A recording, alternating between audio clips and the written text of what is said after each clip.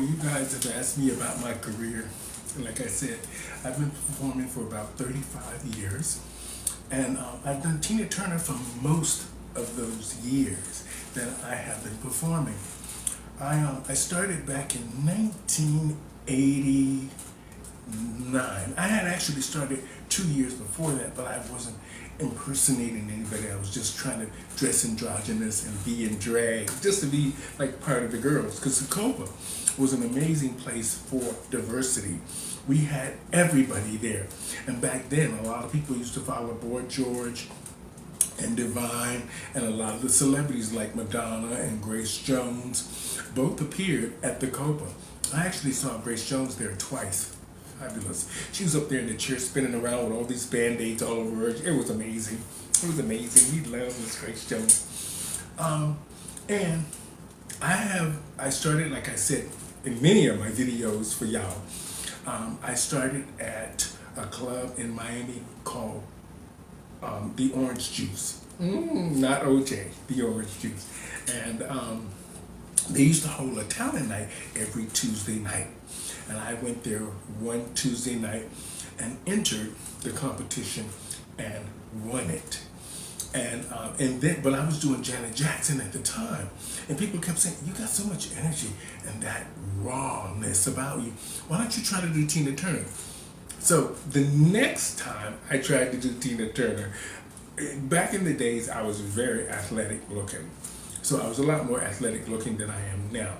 And I was much skinnier, so all my muscles were very defined. I had everybody looking at me, wanting a little taste of Tina Turner. Well, anyway, and I started doing Tina Turner. And I started winning everywhere. And then when I entered my first pageant, I was going to do Tina Turner, and then I changed my mind and decided to do something on an off-Broadway, because I really was drawn to the dramatics of Broadway. And Florida was known for community theater, and they did a lot of these kind of things in community theater, like the Wiz and those kind of shows.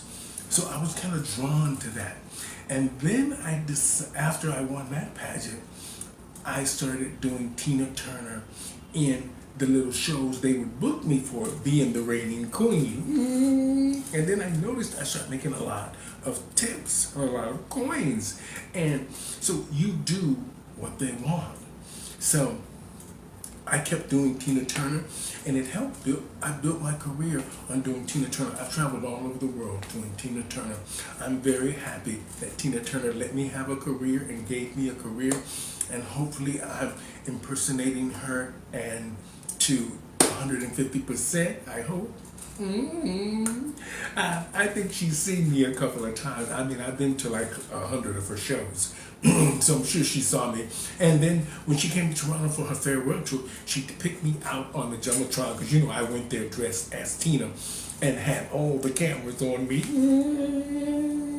You know how it is, Tina. I had to get a little video spotlight, girl. But she put me up on the big Jumbotron thing there, and was waving to me and everything, and it was amazing, and I was dancing in the aisle. It was fabulous. We went both nights on her farewell tour. Thank you, Tina. Thank you. And, you know, I know she's probably seen a lot of Tina Turner impersonators from around the world. I like all impersonators, no matter who you're doing. If you're going to do a celebrity, I just say, do it right. Do it right, or to the best that you can. You know, sometimes we don't all have all the dollars to do it right. I made this dress that I have on. Some of y'all probably thought about this. I made this dress. I got all these rhinestones at the dollar store. I shouldn't be saying it. And I made this little slip dress, and I glued them all on with hot glue. And I came out with this piece of magic. Well, anyway, and that's why I do Tina, because she's raw, and she's got that that thing in her that she sells the songs because that's what's happening in her life. And writers write for what was going on in her life. Phil Spector really understood Tina Turner. That's why he got, and sometimes with artists, you need a producer or a promoter that understands the artist from within and not just from what sometimes they see on the stage when they're starting their career. And that's why her and Roger Davies got along, because he understood Tina Turner. He understood that turmoil, that fire inside of her. Both Roger Davies and Phil Spector understood that.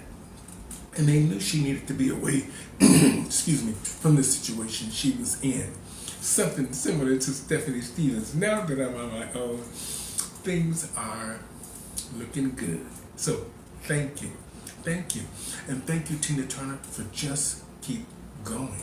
And the fact that you kept going helped me keep going.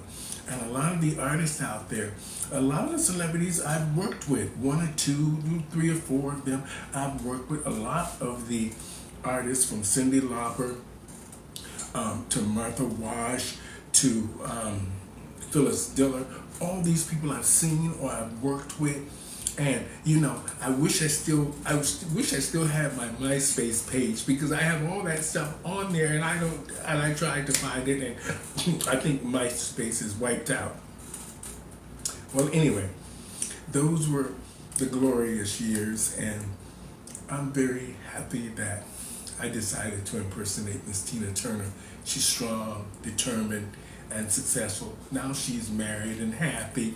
I'm not looking for a husband yet, because I'm just sort of working to sort of get back on the stage and show them what I can do. And we're recreating 80s Con to cater to all of the 80s celebrities and to a lot of the music that made us dance and sing. And I decided to do this because I noticed this was missing. Even the young children are still doing the old songs that we used to do, but they can't do them the way the artists do them because they weren't around during that era. But I was. So we're going to recreate the whole 80s Con and make it a whole thing. We're going to put it in the convention center with artists, booths, everything like you would see at any con, like Comic-Con or any of the other ones, all those big dramatic exhibit shows. We're going to do that, and we're working on it very hard. And I'm going to be headlining it because I'm the one that came up with it. And they like that idea. So, and then we're going to take that to Netflix. That whole idea. Don't try to steal it, because I said it first. I'm saying it first right here. 80s Con. Starring Stephanie Stevens, owner, producer, director, and just a fabulous queen. That's why I do Tina Turner, coming to you in just a year or so. 80s Con. Look out, y'all. Look out. I love doing Tina Turner. Strong and fabulous. Y'all stay fabulous and just keep going. Did that help?